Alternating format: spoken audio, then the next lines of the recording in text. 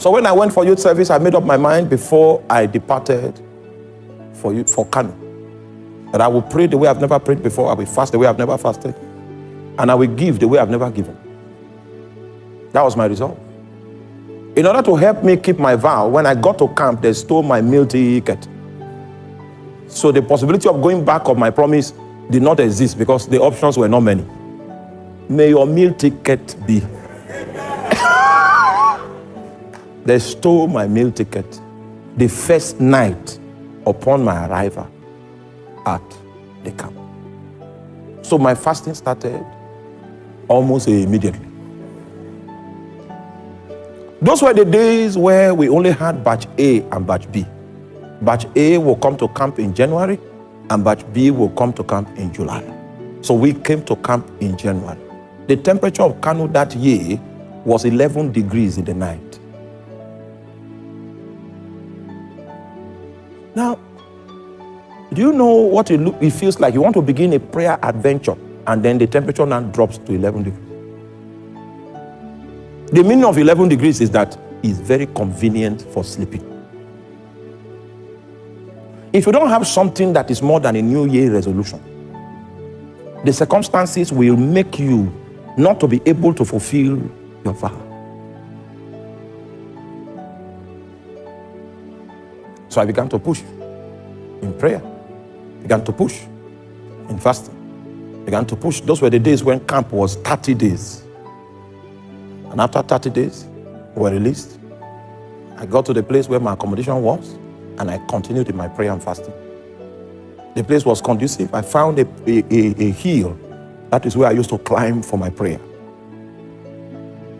So when I come back from work, sometimes I come back from work by 5. I climb the mountain. I come back from the mountain by 11, sometimes 12 midnight, some other times.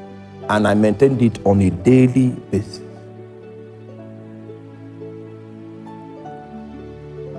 So I was praying for January, prayed February, prayed March, prayed April, prayed May, prayed June. In June, God now told me, it was very clear. He said, I can see you are praying. So I got angry. I said, I've been praying since January. What was the meaning of that thing you came to? You know why? I was not trained. The reason why God spoke to me and told me those words that we may consider not to be important is because he had already scheduled the day of the appointment. And the way I was going, Satan was beginning to weary my heart because God seemed not to be responding. So in order not to allow Satan succeed with his mind bending, God said, I see you are praying. The meaning is, you have not reached the day of the appointment. Continue doing what you are doing. When the day of the appointment reaches, you will have your encounter. That was a prayer I did that I counted how many days I fasted. So it took 264 days before God encountered me. I will not be here today preaching to you if I didn't have that encounter. 264th day, I finished from my prayer on the mountain, came back into the room, because the prayer started becoming so intense that when I come from work with my tie, if I'm late, I don't drop it. I take the tie to the mountain. So I came back from the mountain with my tie on, entered into the room to remove my tie. It was 12 midnight. Right?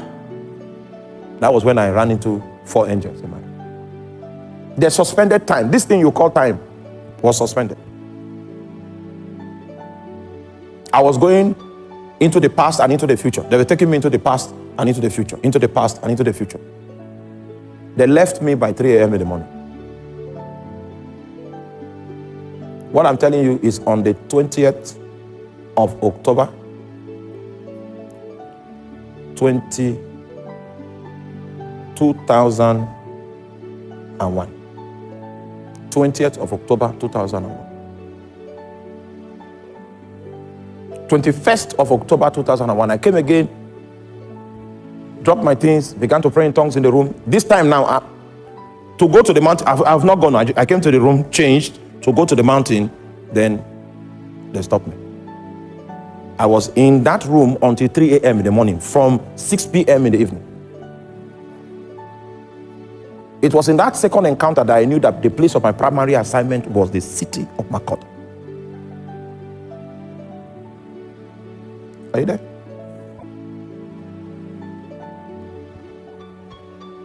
That's how divine direction came to me. When you start with a vow. If you continue, you will hit an encounter of your appointment. The day you hit the encounter of the appointment, the second point I want to raise starts. It is the supervising spirit of your altar that comes to visit you. It doesn't come as a friend, doesn't come as an acquaintance. It comes as a king.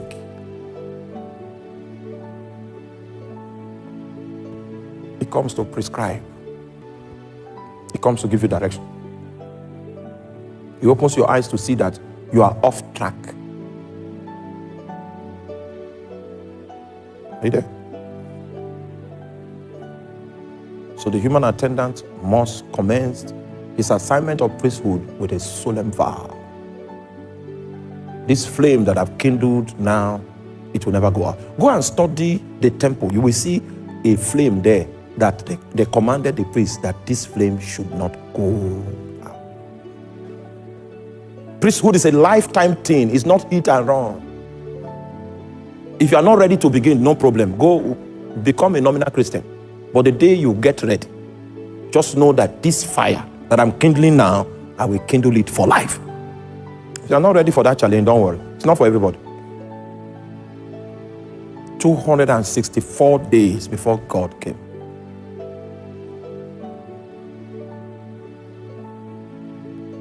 Sorry, it's not God that came, it's angels that came. When I started encountering angels, I was so happy because my power ministry now started at that point. I preached for 5 years with power before it occurred to me that it was not angels I was praying to encounter. It was Jehovah I was praying to encounter. So I repented. Are you there? And came back.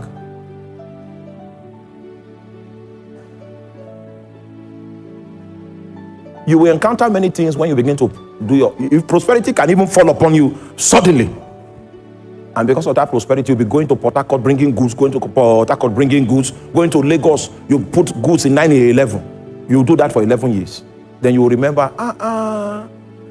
it was not goods that I was looking for when I started. My own was the angels began to minister to me and I started power ministry. That's where that sensitivity to know if an angel is in the room is that time that I got it. When demons are walking out, I will know it. I will know the gift of discernment of spirit.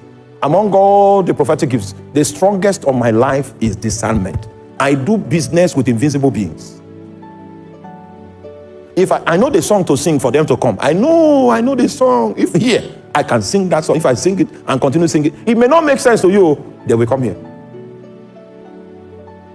No man taught me this. I learned it by the altar. There are lessons that you will learn by encounter.